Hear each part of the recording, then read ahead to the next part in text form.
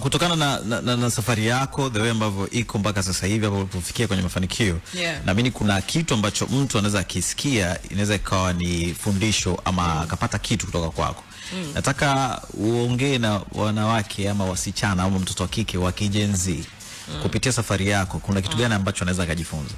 Kwa kweli mimi nilichojifunza, hakuna shortcut. Lakini pia mafanikio ambayo yana shortcut ni mafanikio ambayo ni mazuri. Yaani mimi kuna muda nakaa hivi najiangalia afu nasema wow.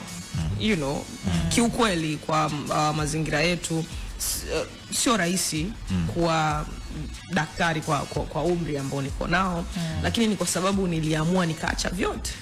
Nikasema I want this. Sikupita shortcut. Nilikuwa nahudhuria vipindi. Unajua kuna wasanii wengi ambao ingia vipindi, mimi nilikuwa nahudhuria vipindi. Nilikuwa nachotakiwa kufanya nakifanya, nafanya kama coursework napata, na kisha napata coursework, naenda darasani na submit assignment zangu. Kile kitu ambacho natakiwa kukifanya kama mwanafunzi nilikuwa nakifanya.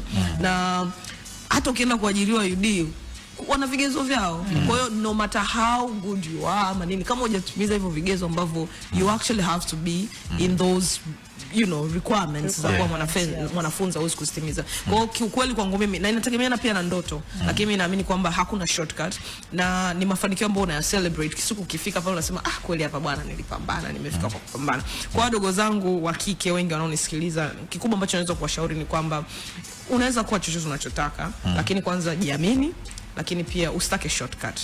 Usitake kupita huko. Wewe kama inabidi upite, nenda nyoka, kutana na hizo suruba, pambana, lakini unajua kwamba nikifika unapata mafanikio ambayo hakuna mtu yoyote anaweza kukunyang'anya.